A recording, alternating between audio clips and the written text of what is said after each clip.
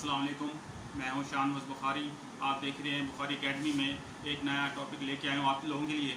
वो है जो आज के सोशल मीडिया पे चल रहा है जी, सरकारी मुलाजमीन के साथ नाइंसाफ़ी होगी, जुल्म हो गया, ज़्यादती होगी। तो उस असल में वो दरहकीकत तो एक्ट क्या है क्या, किसी ने भी पढ़ने की कोशिश नहीं की, एग्जैक्ट ट्रांसलेशन करने की कोशिश नहीं की, वो एक्ट है क्या वगैरह। आज हम बताते हैं आपको इस वीडियो में। वो एक्ट 1973 सिविल सर्वेंट एक्ट 1973 से लिया गया है। उसमें चंद एक अमेंडमेंट की गई हैं।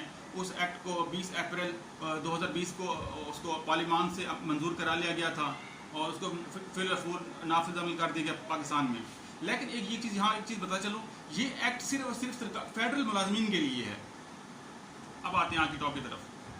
कानून में मैक्सिम है एक्विटी का, ignorance of law is no excuse. जिसको कानून का नहीं पता वो अब उसके लिए कोई एक्सक्यूज़ नहीं है, किसी भी अदालत में उसके लिए माजरत काबिल कबूल नहीं है। अब आते हैं ये है क्या। ये एक्ट है डायरेक्टरी फ्रॉम सिविल सर्वेंट। अब इस एक्ट को क्यों लाया गया है, क्या इसके मकासद थे, वो भी जान लेते हैं। सबसे पहले हम जानते हैं कि ये एक्ट, इसका ऑब्जेक्ट क्या है इस खास एक्ट का। बेसिकली पहले किसी भी सिविल सर्वेंट एक्ट में नायब के लिए दरवाज़ा नहीं था कि वो सिविल सर्वेंट में हाथ डाल सके किसी भी करप्शन केस के सिलसिले में। इस एक्ट का बेसिक मकसद नायब के लिए दरवाज़ा खोलना है और उसके लिए उसके अंदर दाखिल होकर उनके गिरबान पर पकड़ना है जो भी करप्शन में इन्वॉल्व होते हैं। असल है इसका ऑब्जेक्ट है इसका बेसिकली इस directory retirement from service ordinance 2020 का अमेंडमेंट का इसका। अब आते हैं इसके रूल एंड रेगुलेशन की तरफ।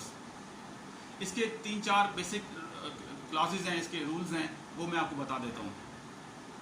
पहले कि इसमें उन्होंने चंद एक कमेटियाँ तश्कील दी हैं मुख्तलिफ अरकान को मिला के, मुख्तलिफ डिवीजन के अरकान को मिला के। अब उसके चंद एक ग्राउंड्स हैं। अब इसके शीट नंबर 5 अगर आप गौर मुताला करें तो उसका अंदाज़ा होगा। उन्होंने जो ऑलरेडी सिविल सर्वेंट की जो ACR लिखी जाती थी 7वें स्केल से और ऑनवर्ड 20वें 21वें 22वें स्केल तक के लिए, अब उन्होंने कहा है कि जिसकी ACR मुसलसल 3 साल अनसेटिस्फैक्टरी रहेगी, प्लस उसको कमेटी रिकमेंड कर देगी और प्लस उसकी सर्विस भी 25 साल होगी। एक तो मीडिया में ये भी बड़ा इशू चल रहा था जी कि 25 साल के से पहले निकाल देंगे, 55 साल एज है, ये 20 साल है, जबकि ऐसा कुछ भी नहीं है। अब आपको मैं शुरू से इसकी रूल बताता हूँ। 20 साल का जो रूल है ना, वो पहले से भी था। वो है मेडिकल ग्राउंड्स पे। मेडिकल ग्राउंड कोई बंदा अनसाउंड है, अनफिट है, सर्विस के लिए फिट नहीं है, तो वो उसको निकाला जा सकता था। 25 साल का रूल भी है, लेकिन वो प्रॉपर रूल है और यही रूल हमने दोबारा नए सिरे से अमेंड किया है। बस इसमें ये लिखा है कि सिर्फ जो मुलाजिम, मिसाल के तौर पे कोई मुलाजिम अगर 18 साल की उम्र में भर्ती होता है और वो 43 साल की उम्र में जाकर उसकी 25 साल पूरी होती है, अगर इस दौरान 25 साल के दौरान वो अपनी सेटिस्फैक्ट्री परफॉर्मेंस नहीं देता तो उसको इस डायरेक्टरी रिटायरमेंट फ्रॉम सर्विस के 2020 के एक्ट के तहत उसको नौकरी से ना फारिग कर दिया जाएगा, यानी कि जबरी रिटायरमेंट दे दी जाएगी। उसके लिए ये नहीं है कि उसको कुछ भी नहीं मिलेगा, उसके हर अलाउंस मिलेंगे, पेंशन बेनिफिट जिस तरह आम सिविल सर्विस को मिलते हैं उसी तरह उसको मिलेंगे। अब इसकी जो शीट C और D है, ये इसमें एक सबसे बड़ा इजाफा किया गया है कि नायब का जो रास्ता है ना वो रखा गया है। वो कैसे रखा गया है? उसमें रखा गया है कि अगर कोई मुलाजिम करप्शन का या किसी भी जुर्म का मर्तकब पाया जाता है, यानी कि उसके बियॉन्ड एक्स्ट्रा मीन्स रिसोर्सेज, यानी कि उसके आमदन से ज़्यादा उसके ज़राए उसके हैं कि, तो उसमें नायब हार्ट उसको नोटिफिकेशन जारी कर सकता है, यानी कि उसको वारंट जारी हो सकते हैं उसके खिलाफ। अब प्लस इसमें एक और इजाफा उन्होंने किया है प्ली बारगेनिंग का, कि यानी कि अगर वो रिकवरी दे देता है तो उसको उसकी जान छूट सकती है। अब डिपेंड करेगा तो इदारा उसको उस शख्स को कबूल करता है या नहीं करता, ये उसकी जवाबदेही पे है। ये इसका सेक्शन C और D बड़ा अहम है और इस पर सारी कहानी घूमती है। बल्कि मीडिया ने सोशल मीडिया पर पता नहीं क्या कुछ उन्होंने कहा कि सर्विस को निकाल दिया फलाना कर, जबकि ऐसा कुछ नहीं है।